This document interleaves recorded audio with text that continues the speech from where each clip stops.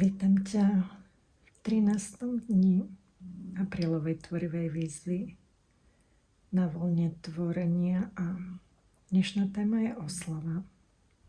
V tej predchádzajúcej výzve, ktorú spomínam často, je to výzva 7 rokov dozadu, keď sme tvorili tieto isté témy, tak som robila ženu.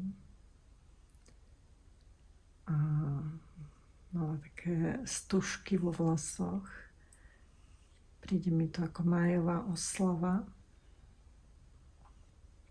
Skúsim možno niečo podobné, ale budem tvoriť úplne voľne z hlavy a myslím, že tento proces aj zrýchlim, pretože táto oslava asi bude trvať dosť dlho.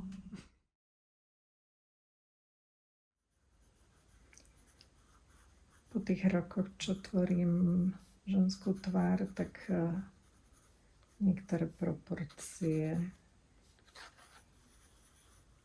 mám už celkom v ruke, ako sa hovorí. A väčšinou nezačínam s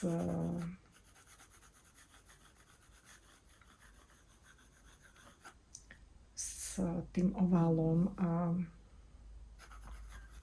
ďalším rozmyslením, ale začínam očami, pretože mám rada, keď tie vlasy a tie proporcie tváre sa tak rozplynú a splynú s priestorom okolo. Takže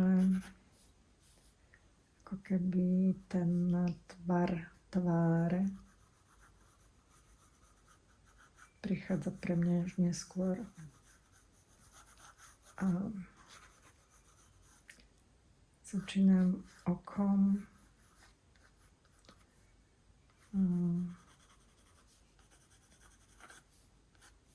Medzi očami by mal byť priestor taký veľký, ako sú veľké tie oči, a vlastne koreň nosa by mal tvoriť trojuholník. Ústa sú veľké, asi tak, ako keď spustíte zo stredov očí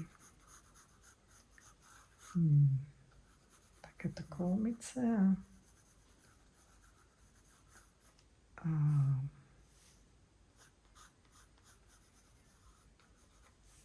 vlastne oči by mali byť asi v polovičke tej tváre. A táto spodná časť by mohla byť taká tretina. Vždy to úplne dodržujem pre mňa. Má skôr väčší význam ten pocit z tváre. A tu sa mi zdá, že tie ústa sú trošku nízko.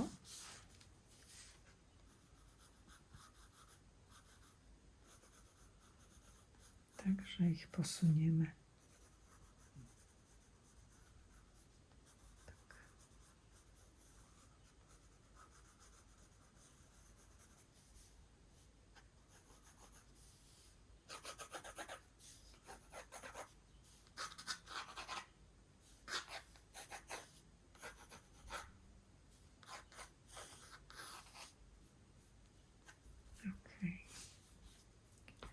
Predtým, než vlastne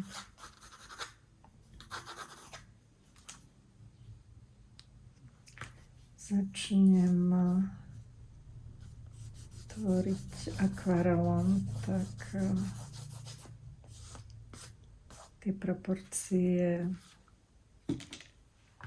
teda tú ceruzku skoro vygumujem, aby tam nebolo vidieť tie stopy. Je to len taká skica pre mňa. A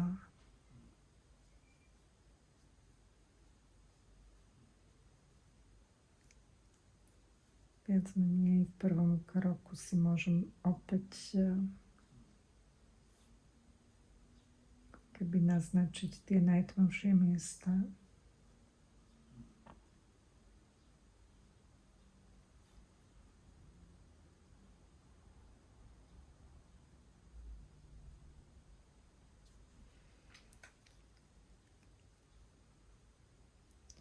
Ako som už spomínala, tento zápisník a tento papier nie je úplne ideálny na tvorenie akvarelom.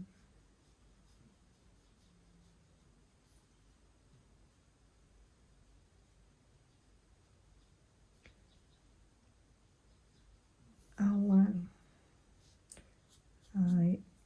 je to výzva, ako hovorí sa, ako ťažko na cvičisku, ľahko na bojsku.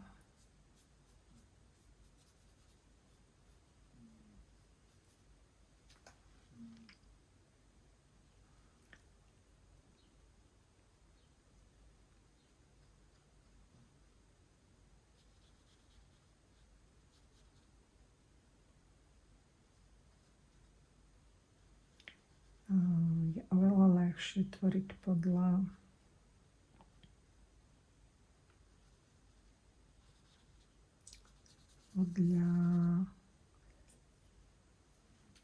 obrázku, pretože je vidieť, kde sú tmavé miesta a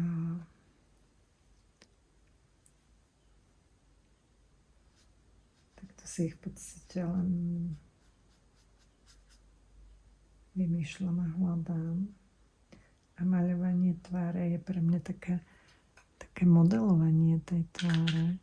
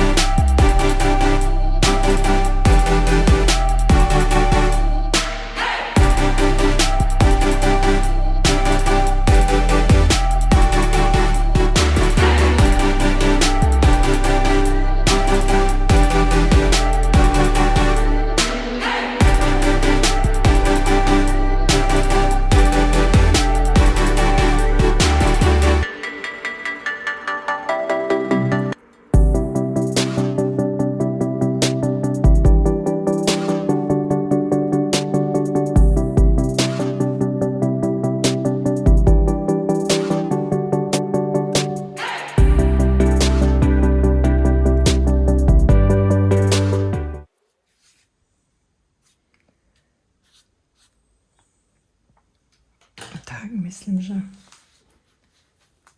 tú oslavu dnes ukončím, pretože ešte to chce malý detail.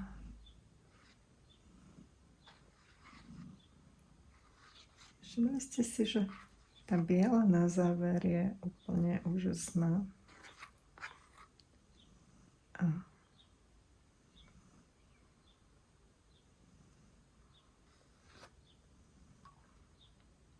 ten malý detail v očiach spraví úžasnú záverečnú bodku. Takže moja oslava dnes. Kľudne mi napíšte, aký pocit u vás vyvoláva táto tvár. Bavia ma príbehy, ktoré v nej vidíte. A toľko k dnešnému tvoreniu. Budem rada, ak sa vám to... Mačička sa tu zlakla. A skoro spadla z lavice. Vydýpať. Takže ak sa vám to tvorenie páčilo, budem rada, ak mu dáte like. A ak nechcete, aby vám ušlo nejaké video, pridajte sa na vlnu. A